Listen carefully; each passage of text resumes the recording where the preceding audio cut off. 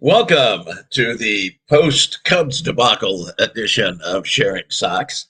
I'm Southside Sox duty geezer Leigh Allan. With me, my son and West Coast correspondent Will. And we are recording on Thursday, the D-Day, 6th of June. Yeah. D-Day itself. And will it be D-Day for Pedro Grifol? We'll see. Right after two kind of amazing losses to the Cubs. Truly amazing. I mean, the Cubs are watching them. They're a bad baseball team. This isn't like losing to Baltimore or the Yankees or even Milwaukee. They're bad. And they tried to give the game away, but 4 unearned runs in the first game, thanks to Morel. The 4-run inning the Sox had in the second game was because Suzuki blew a fly ball that should have been caught, that they called a hit for some reason. That could have been 4 unearned runs. And yet, the White Sox find a way to lose 2 balks. I mean, this series. So this was an interesting series to watch because obviously I am rooting for the White Sox. If you've been listening, I'm rooting for the White Sox to be the worst team in history. I was hoping they'd be 4-158 with the 4 wins being over the Cubs. Well, so that's the thing. It's like, okay, I haven't been excited watching the White Sox the entire year. I've been watching, and it's, again, no slight on the players. It's just what's there to be excited about? You come to Wrigley, you get out to this big lead. Unfortunately, you get a rain delay, which I thought was probably going to be a death sentence for us in this game. Yeah, but you still have a 5-0 lead. Now, that's not an excuse. There's no reason the rain delay should be a death sentence. I just had a feeling it was going to be a death sentence. You've got this great lead. You're playing pretty well.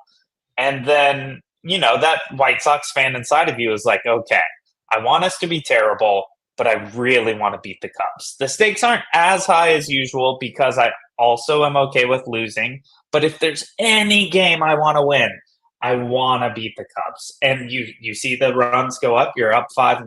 That starts to bubble inside of you. The group text thread is like, maybe we win 90 games after all, boys. And then you hit the rain delay. All hell breaks loose. Absolute disaster of the rest of the game. You get to the next night. You think, okay, pathetic. We're going to lose this game by 20. We're terrible. We got nothing going for us. You jump out to the big lead again, and you're like, holy cow, we're going to do it. We're going to make good on last night. Of course, the guys are extra pumped after that horrible loss the night before. Of course, we're going to make better decisions. Grifol's going to do a better job managing. We're going to come out. We're going to beat the Cubs. So at least we can silence the Cubs fans at Wrigley. Then all hell breaks loose again, and you blow it in the walk-off just in spectacular fashion. Those 2 games, to me, as if we needed a nail in a coffin. I think we're on pace to lose 122 now, so we're obviously doing great. But those 2 losses felt like the bottom. They felt like the absolute bottom. You get Luis Robert back. You finally got some excitement. You jump out to game 1. He hits a homer to take the lead. Hits a home run. He actually scored a run after the 5th inning, which is unheard of. A monster home run too. I think 448 or something like that. Just huge. Absolutely tagged the ball. Then the next day he comes out. He goes 0 for 5, I think. With three strikeouts.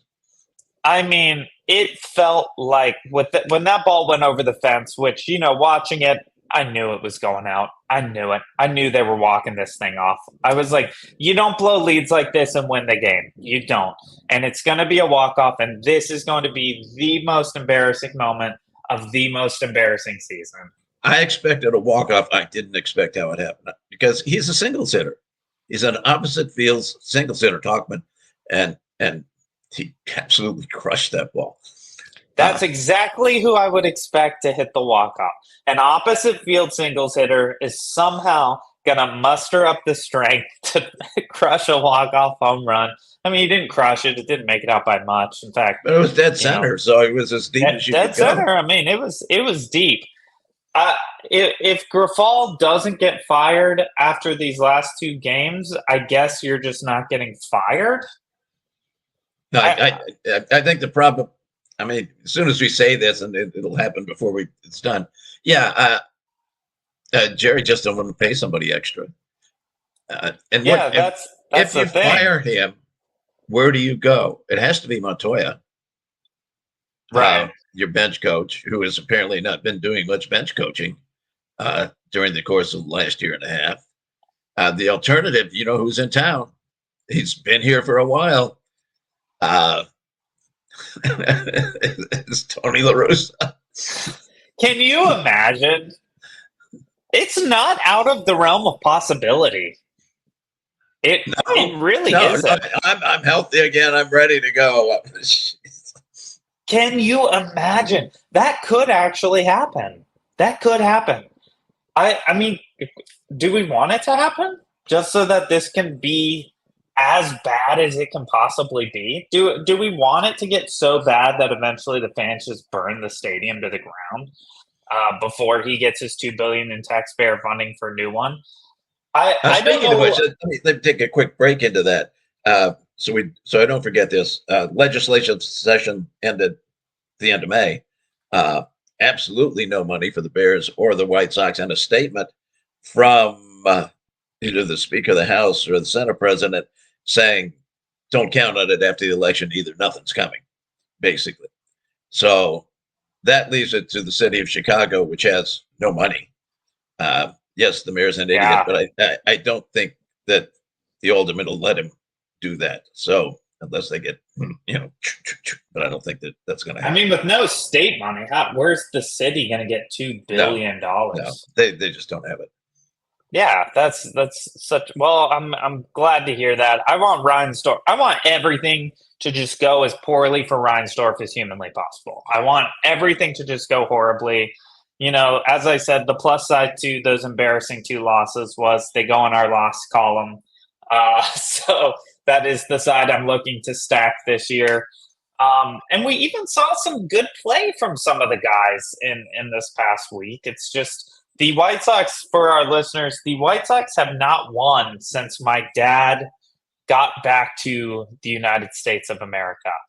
They have not won since our last podcast. They have not won since a few days before our last podcast because you were still out of the country.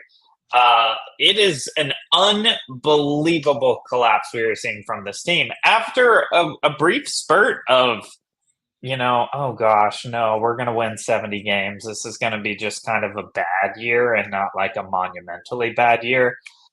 Well, they heard us say that because this is really, really extraordinarily bad stuff we're seeing. And it just keeps going. And I don't know that it's going to get any better against Boston. Boston has been playing pretty. I looked up Boston's stats. Their pitching has been very good. That's on Boston. Yeah. Like their pitching has really been quite good. They haven't been hitting at all, but now Devers is hitting. So that makes a huge difference for them. They're just 5-5 in their last 10, but they're playing pretty well. I would think this streak could get into record territory before we're done here. Just tied for the team record right now at 13. But yeah, I mean it's one of the first games after I got back that I watched on TV. The broadcasting crew, the Idiot and Stone, were talking about how good the bullpen had been in May up to that point. And they had been. They showed the stats. They were the 4th in ERA in the major leagues. It was really, really impressive. I don't think the bullpen's gotten anybody out since they did that. That was a curse. Yeah. But this late innings thing, it's sure when you lose games late, bullpen is certainly a major factor. But it's not just that. The hitting stops. Yeah, we don't score. Can't hit other teams' bullpens. They hit other teams' starters, but not other teams' bullpens. Which I just don't understand. I don't understand. I mean, it truly dries up.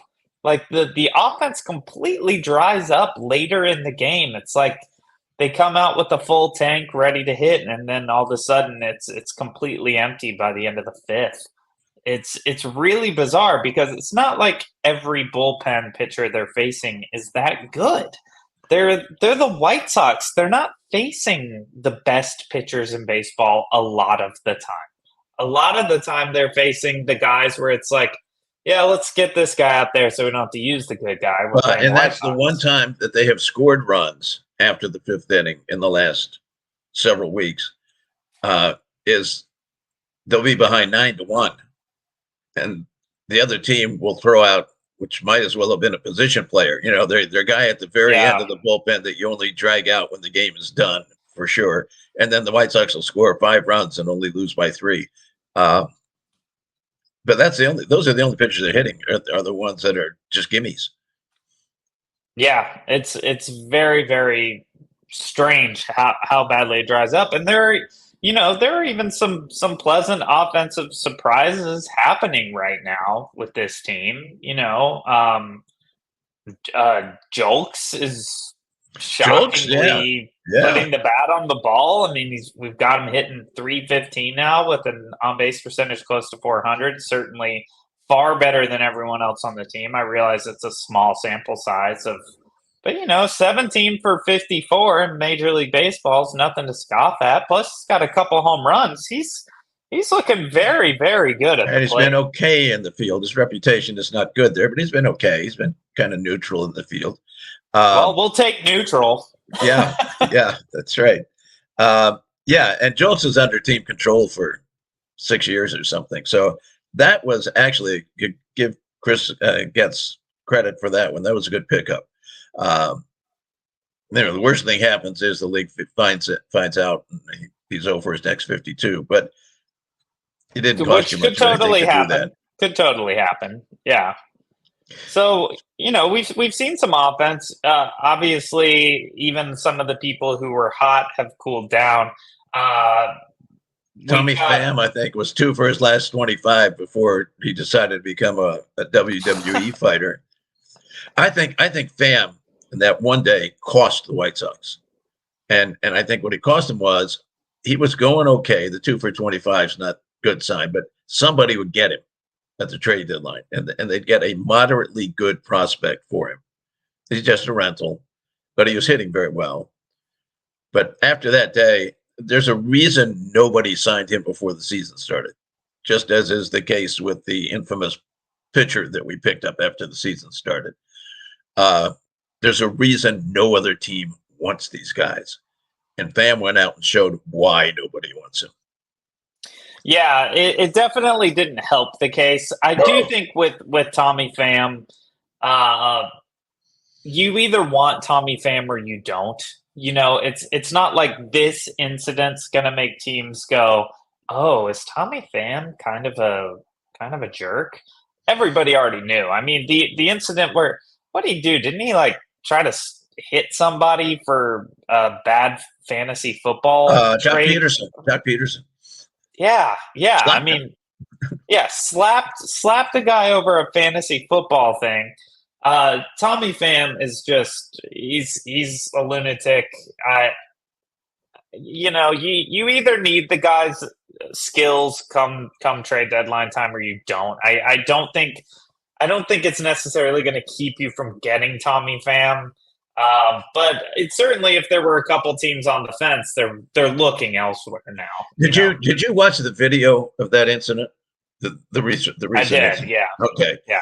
Now, Pham is on the IL for a sprained ankle.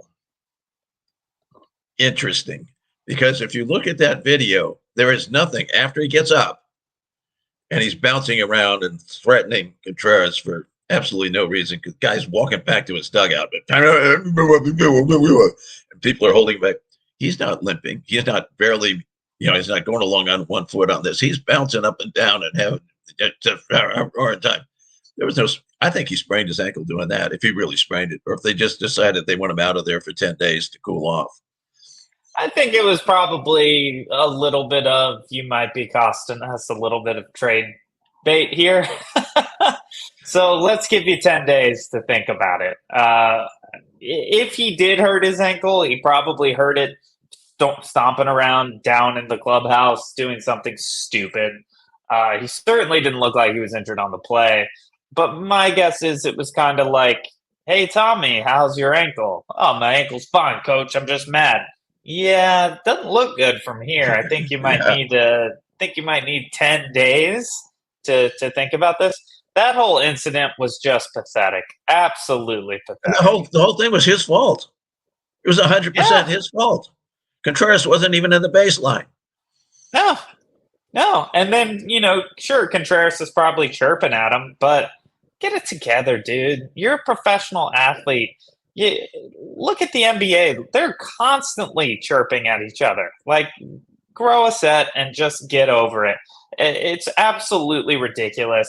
And then, of course, you have, he's probably going to call us out on television for talking about it, but Schriffen's response to it in the broadcast, which was just so freaking lame.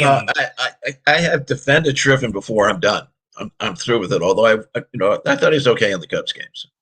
I don't think he did anything particularly stupid or wrong. He's a robot. He's a robot. But, he's got no skill, but he's okay if he stays away from the really stupid stuff. But what he did, I think, first of all, the league should have suspended Pham. Partly because of what he was doing, jumping around and looking to fight, but for his post-game press conference thing where he's looking to F somebody up. Yeah, he'll get a fine. One game suspension. One game, you're gone. Yeah. And then the team should have suspended Schriffen.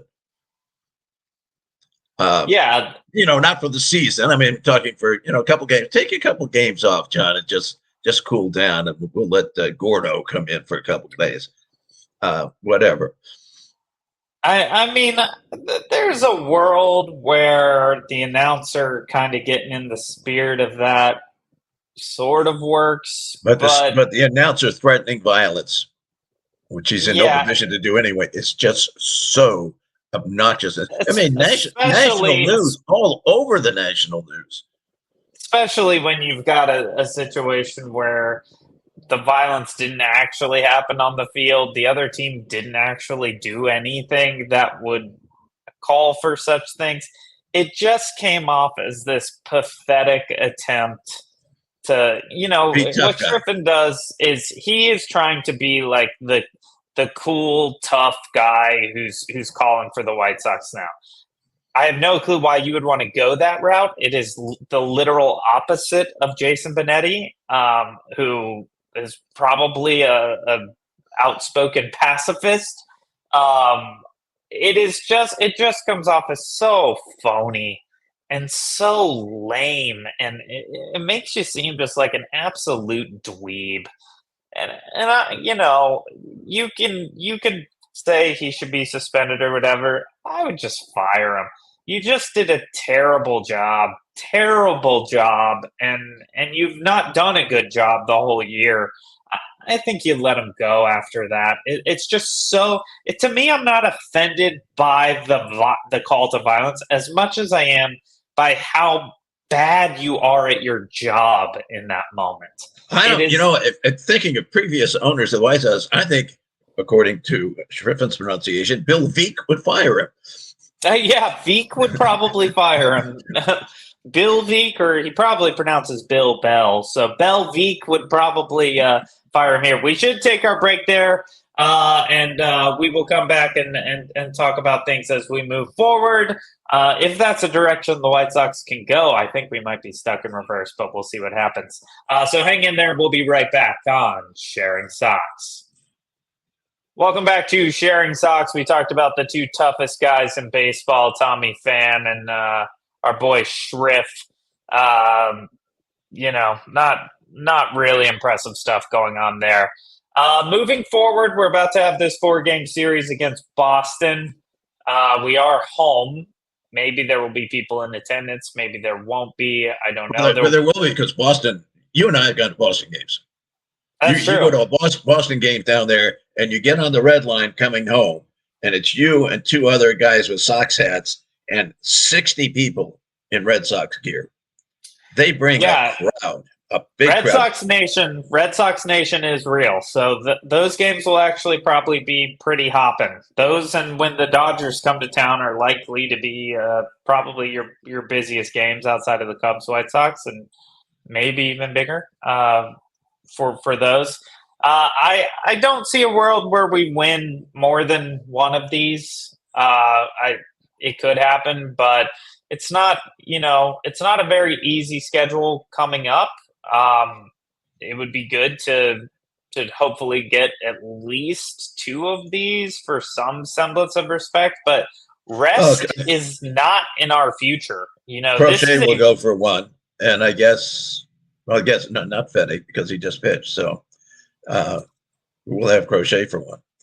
They're in the midst of a very, very difficult stretch of schedule here with no day off. So they were off on Monday. Then you got these 2 we just had against the Cubs. You're going to play 4 against the Red Sox. Then you're going to go to the West Coast without a day off. You're going to play at Seattle for 4, and then you're going to play at the Diamondbacks for 3 before your next day off. This, to me, feels like, let's see, that's 11 games we have coming up. This feels to me like a 2-9 type of situation. Hopefully not a 1-10. Maybe a 3-8 if we're being very positive. But that is not a good setup for the momentum that the team currently has.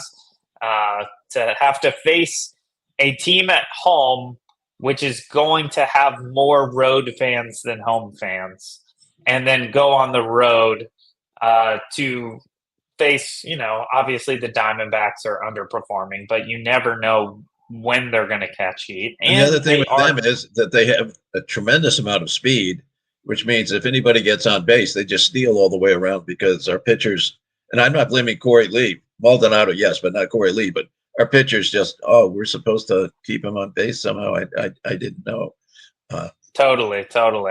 And the Mariners, are, I think they're still in first in the West. They're not blowing people away by any means, but they're playing better though. They're playing better, and they're starting to look like the team we thought they were going to look like. This is a brutal stretch coming up for the White Sox. I really think it's obviously the nails have already been put in the coffin. They've been hammered down. That thing is sealed airtight. But this is going to be a really rough, I think, 11 games coming up for the White Sox. And then it doesn't even get a ton easier. It gets a little easier, except you got to play the Dodgers and the Braves back-to-back at home following that. But, this is going to be tough. I just don't know. It'll be interesting to see Crochet, how many starts he has left with the team. There's already some rumblings of people being interested in Crochet. Well, and there's even a word of, Luis Robert, I guess he could be available kind of thing going on. I would think if you actually did end up trading Crochet and Robert, that Jerry could save a lot of money in other ways because he needs no parking lot staff, no gate staff, no security, no ushers, because there's nobody going to be at a ball game next year or the latter part of this year. Well, I mean, Crochet's as good as gone, right? Like I don't see a world where you keep him. I know, but you have to get something. You have to get something for this trade deadline. You have to get something thinking about the future. Fedde's going to go, and Fedde will draw pretty well. Fedde will draw well, but it's got to be more than that. DeJong will draw something. We are not contenders in 2026. So the question that's the sad point, isn't it? Because we know we're not next year. I mean, next year could be 100 plus again, losses. That is, 2026 is fading. Moncada's going to be gone. They're not going to pick up the option, and nobody would at $25 million on Moncada. Eloy is gone. Yeah, Eloy. Yeah, he's done. $16 million on his option, but probably not picking him up either. Correct. And neither one of them's tradable at the deadline. Vaughn's not tradable. Sheets, you got 3 more years of control, so I probably not looking to trade him. I mean, if you can get a decent package for him, but he's not going to get you that much. I mean, other than his walk to strikeout ratio, he's not really doing anything that's impressive by any means. So, and just people need left-handed power. he hasn't had that much power. Yeah. So that's the thing. He's kind of a left-handed guy who might hit the ball out of the ballpark. I think Crochet is I don't know. Maybe they'll blow all of this. Maybe they will keep everybody and we'll end up with nothing. Here's the thing, though. If they keep everybody, we are not contenders in 2027, and we're not contenders in 2028.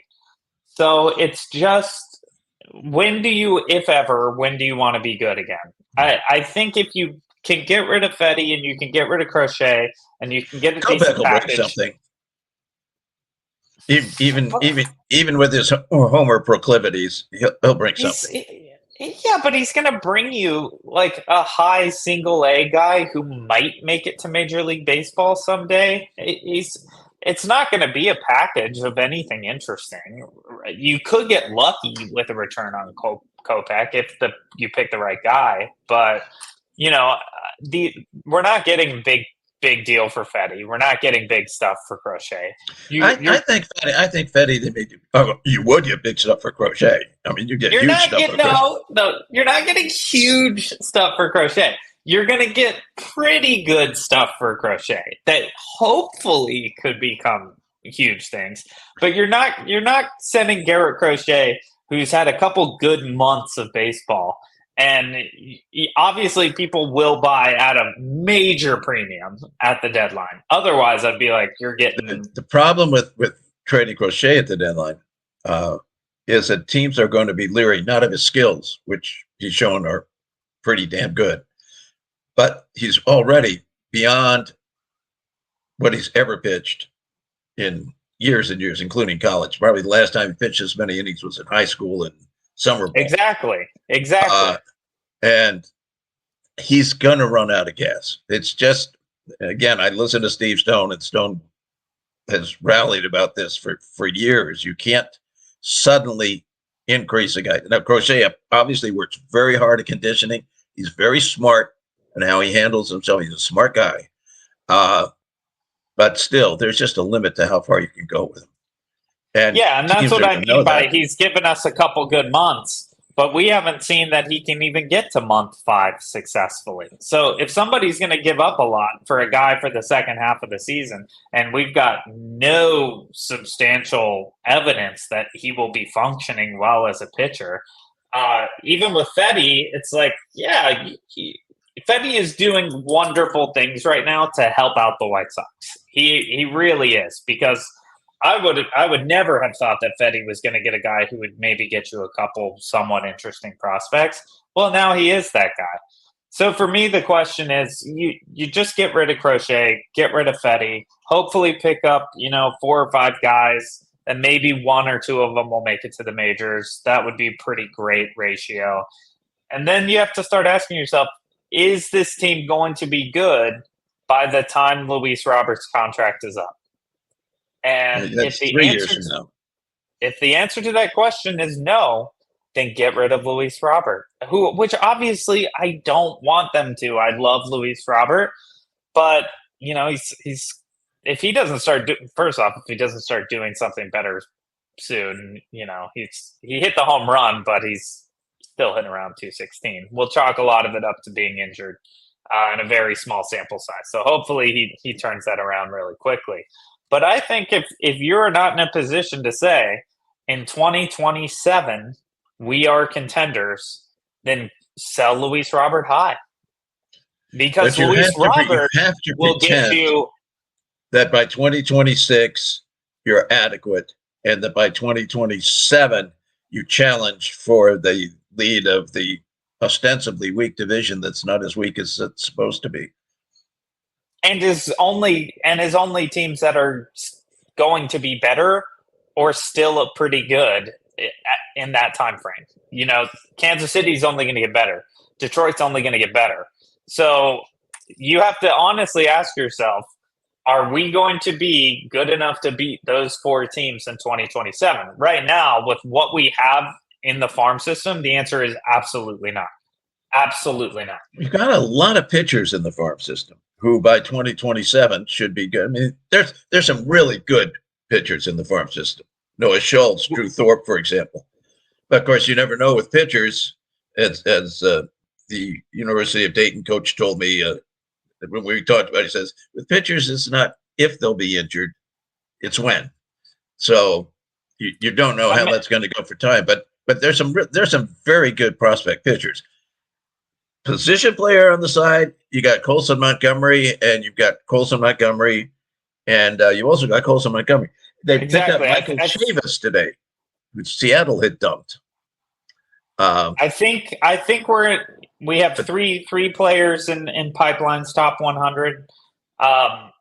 That's not a rebuild number. I mean, 3 out of 100 is not a rebuild number. So you have to decide: are you trying to rebuild, or are you going to try to win now? Because if you're going to try to win by 2027, the only answer to that is spending, and we're probably not going to spend, right? We don't spend. And unfortunately for the White Sox, they timed it very badly as far as the draft goes, because there's a superstar in the draft this year, but they're drafting 5th, so he's not going to be around. Exactly. And now, because of the rules, it used to be, obviously they would have the number 1 draft choice, so if there is a superstar available, they would get him. But they're going to draft no higher than 10, according to the new rules of the current contract. So that's not going to help. The only thing at garbage time, I think it's still the waiver wire is still the same.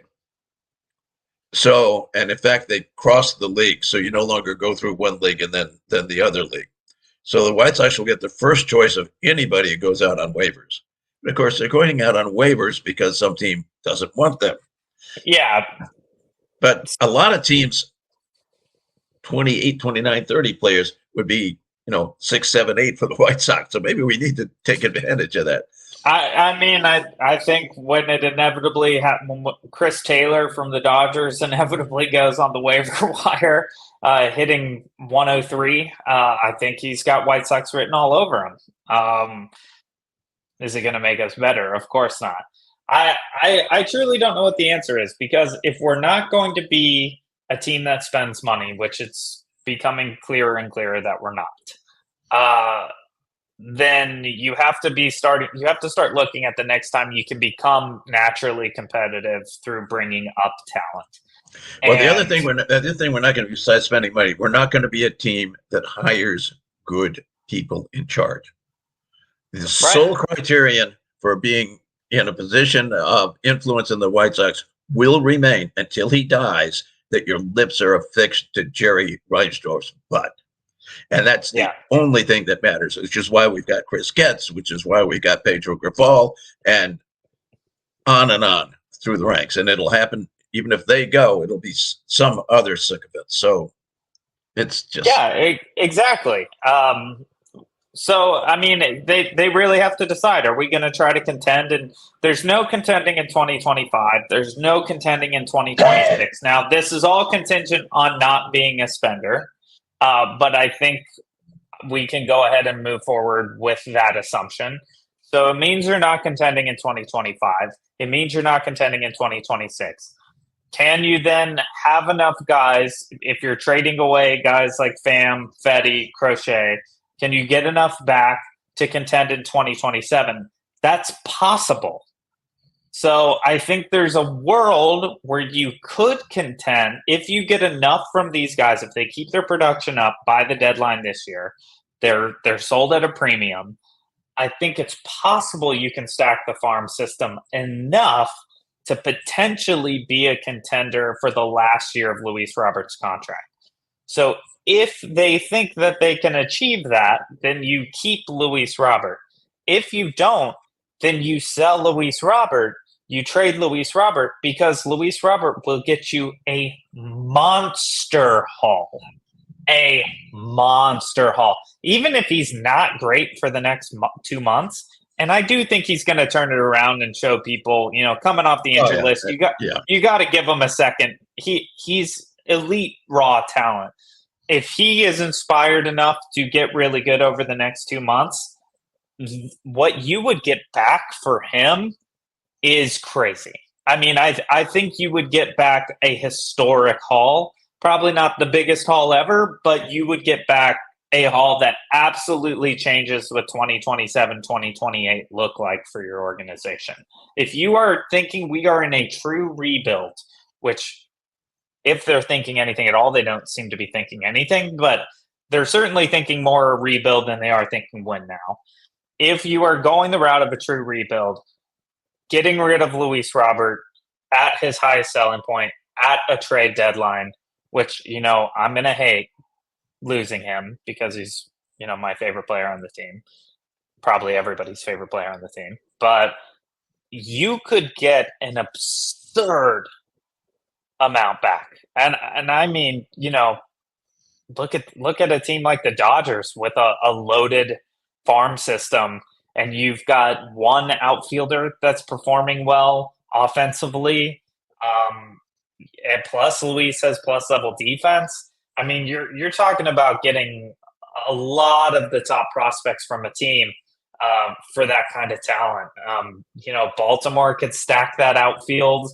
The Yankees could look to put a better glove out there and add even another. I mean, these are teams where you put them on the Dodgers, you put them on the Yankees, and those all of a sudden are absolutely nearly unbeatable offenses. And then you're also adding in the fact that the dude is one of the best outfielders in baseball when he's healthy. Atlanta, who desperately needs him now. I mean, these are. It looks like it's a good idea to get rid of Luis Robert if he is playing well. I hate that you phrase it, get rid of. I don't like to get rid of, because that sounds like we're not dumping Luis Roberts. We love Luis Robert Jr. Of course. But so it's not get rid of if you were to maximize the potential of trading Luis Robert. Yeah. I think I was pretty clear that I love Luis Robert during all of this. And he does listen every week, so sorry, Luis, if I did offend you. We know that you're an avid Well, he listens to the Spanish version, which we're recording after this. Sí, and lo siento for everything that will happen in that version of this podcast, because neither of us are fluent speakers. But yeah, I think if you're going to actually try to win baseball games in the near future, you got to look at trying to get that monster haul of prospects. And Luis is the only one who's going to demand that. You could get somebody pretty good for Crochet. You get some guys that are pretty good for Fedde. Get some guys that are okay for Pham. I mean, you're not going to get anything good for Pham. I mean, there's some other. I think you get some okays for DeJong. Somebody's going to need a shortstop because of an injury, that kind of thing. And he's hitting better than he's hit in several years. I mean, you're definitely going to get a living, breathing human being who has the chance of playing Major League Baseball, but you're not getting more than that for Paul DeJong. Like, it's just not going to happen. And, if Fedde didn't have team control, I would also say that's all you're getting for Fedde, but he's got another year and he's pitching the best he's pitched in a long time. Crochet, I think you're going to get a couple guys who I think you'll get two of some teams' top 10 prospects, and probably a throw-in. I think Crochet's really impressive right now. If he keeps it up, I think you're right. Yeah, if he maintains this to the deadline, I think you're probably. I don't think two of the top 10s out of the realm of possibility, or maybe like a one top 5 and a top 15 scenario. If he keeps it up, I don't think that's unrealistic. Fedde, I think you're probably looking at because you have team control, probably could get a top 10. If we didn't have team control, absolutely not. But with team control, you could probably get a pretty good prospect. And remember, with Crochet, you've got prospect. 2 more years of team control. That's why I think two of them in the top 10's not impossible. So I definitely think, but that's only if he keeps it up. As you were talking about earlier, if he fatigues, and I mean, you're going to see it by the trade deadline. We still have 2 months here, so you are going to see that by the trade deadline, and teams are going to be. The teams that are trying to spend on him, if I were the White Sox, I would be trying to get rid of Crochet right now. And again, I say get rid of in a positive way here. But I would be trying right now. I would be telling everyone, give us your best offer right this second. Right this second, and we will get Crochet over to you. Because I'm very nervous about how he's going to hold up over the next 2 months. I hope he holds up well, but I don't know. That is all the time we have for this week, unless you have one more thing you'd like to throw in. I have a final thing here. I'll see if I can do this. Just, because it's all doom and gloom these days. I want to bring back a happy memory. Can you see the shirt? He's rocking the Mark Burley, number 56. Where's my Burley shirt? Guy with not only incredible skills, incredible teammate, incredible guy, everything that most of the White Sox are not. And was the human pitch clock before they invented the pitch clock. Yes, who invented the pitch clock. And it's interesting, last night, because I've had COVID, so your mom was sleeping on the couch in the living room, but I was watching the Cubs game. That game seemed to go forever. You had that one inning that seemed to go forever with all the walks and hit by pitches and the balls. It was over at 10.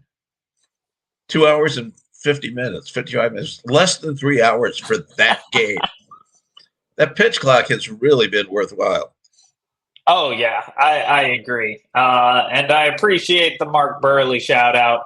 If you are very bummed about the state of the White Sox, just do yourself a favor and watch some Burley highlights. Especially, of course, the famous flip of the ball to first base. Oh, yeah. As just one of the greatest plays you'll ever see a pitcher make. One of the most fun pitchers to watch. Was the heart of the White Sox during one of the most exciting times to be a White Sox fan. So I do appreciate a little Burley love to wrap this thing out. Burley, always welcome on the podcast. So that is it for this week. We will hopefully win some games. It's going to be really interesting. So they haven't won since our last podcast. Real fast, as we're wrapping up, will they win before the next one? Yes. How many? When are we going to do the podcast? Let's just say 1 week. 1 week? 2. Okay, I'm going to give them 3. They're playing every day, so it's 7 games. I think they win 2. Yeah. I'm going to give them 3, which I realize is not a very good prediction, but I'm going to give them 3. So you got 2, I've got 3. We'll see what happens, and we'll catch you next time right here on Sharing Sox.